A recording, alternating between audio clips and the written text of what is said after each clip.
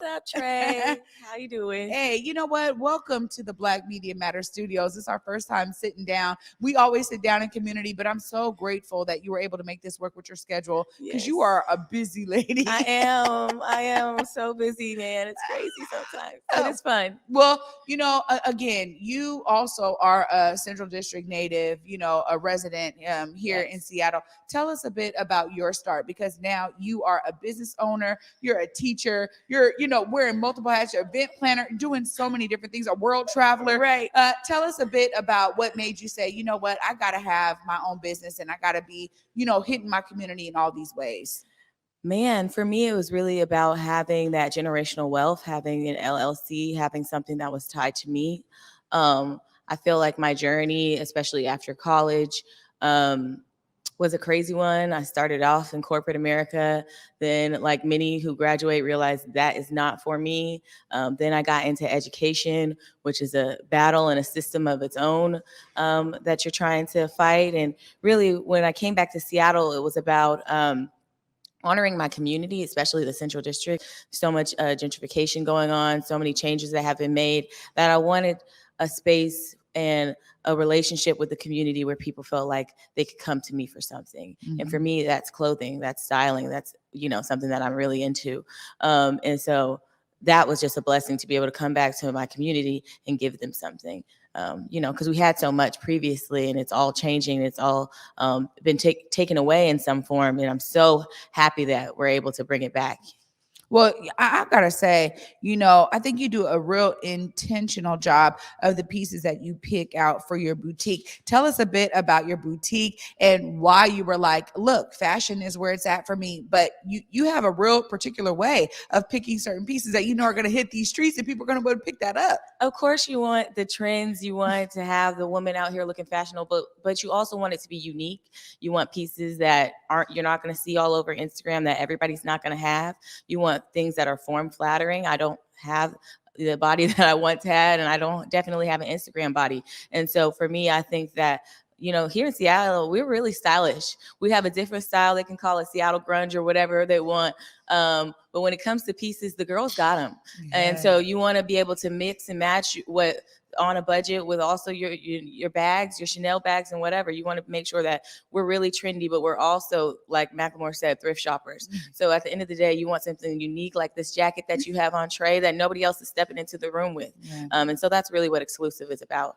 Well, I got to say, I've bought several things from Exclusive, and every time people are like, wait, where'd you get that? I'm like, I know, right? You know what I mean? And people be mad because, we're not buying 32 of the same thing, copying and pasting it over and over and over again. We're really focused on collections and themes and making sure that all the girls feel good about themselves when they step out onto the streets. Yeah, absolutely. You're doing a phenomenal job. But, when we talk about these multiple hats, I got to say, y'all don't understand. I literally am like, wait, are you here this week? Because I might not be. Toto is a literal world traveler. Tell us just a bit about how your world traveling experience gets infused into the things that you're doing here in community. Man, it's about networking. Like I said, going to Howard University, that was the first thing you learn when you get on campus. Your network is your net worth. Like, you don't know where the A building is, you better find somebody who does. So I feel like my traveling, especially as I've gotten older, has become a network. Like, I know people in different countries now. I can go to establishments and be like, oh, I've been here before. Try this, X, Y, and Z. For me, I really think that being able to be a world traveler also made me a better learner and a better teacher and an educator, because when you're out in these different places, you have to absorb in order to, be able to survive and be able to push forward. I'm not just one of those tourists who wants to get the glitz and the glam. Like, I'm out here trying to learn about the culture. I'm out here trying to learn about the struggles of your people. I'm out here trying to learn about the oppression that you've had and how you've overcome to survive some of these systematic oppressions throughout the world.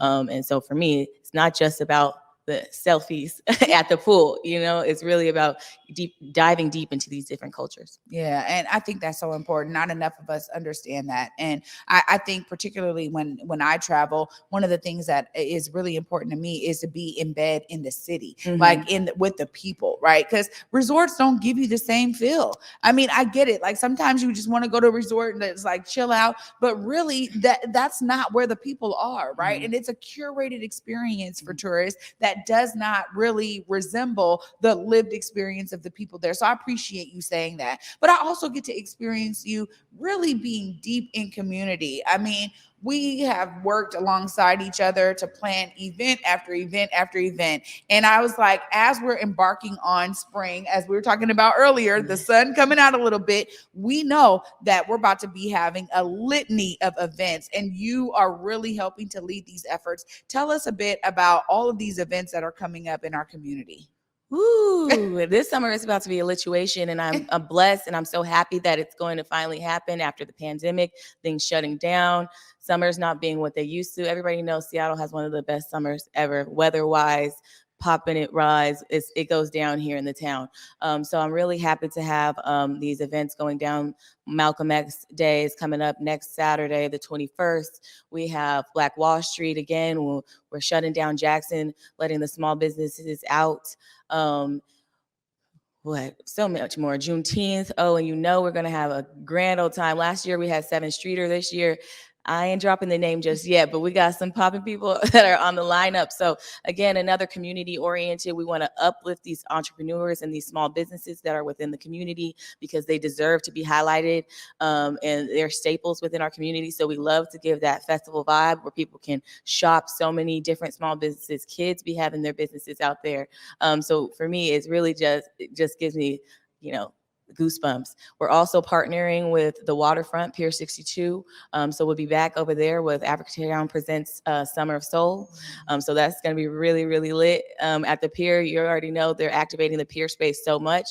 So again, another highlight for vendors, because we're going to highlight them to people who are coming from around the world with all these tourists who are at the pier. So we're really excited about that. And then, we're breaking it down with Reunion on Union, bringing back all of those staple Central District families, making sure that we're honoring our elders who came here from the South, from the East, from the West, across ships, to make Seattle, especially the Central District, their home. A lot of us have been moved and pushed out into different communities, but we know what street our grandma's house was on, and so that's really what Reunion on Union is about. When we get to break bread with our family members, people don't even know all their cousins out here.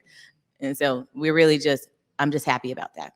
Yeah, that for me is one of the most unique events out of everything. I think you can go to different cities, find a Juneteenth. I mean, also too. I mean, Umoja Fest has been literally the largest Black ran, coming back event at Junkins Park. Yes, so 3 days once again, right? All the way back, a full circle, a whole weekend event.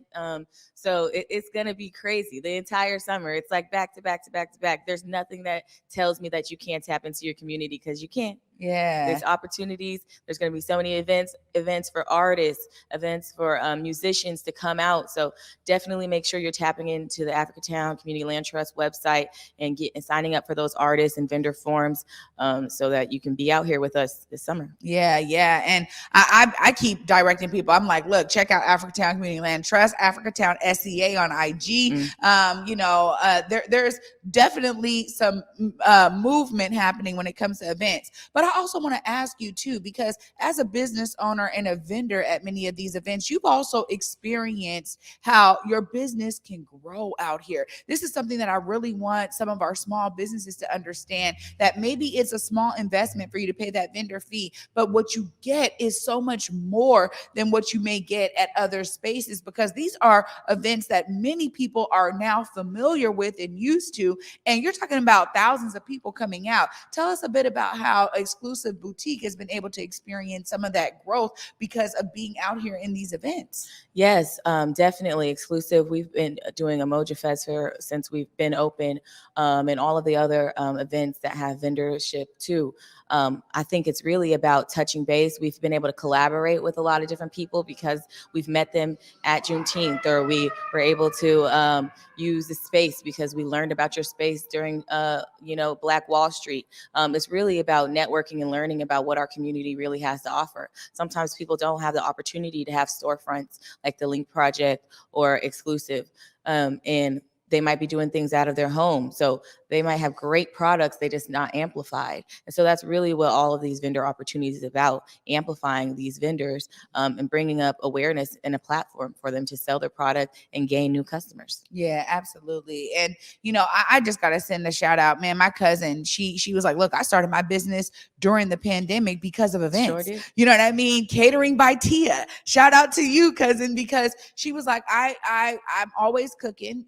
Let me do something. Let me just start selling these plates. Let me just make bigger batches of what I'm cooking and take it out here and see what the people think. And I think that for me is really the heart of small business. Yeah. And when we talk about, the towns of the 20s, resonating in terms of Black Wall Street. That's what it was about.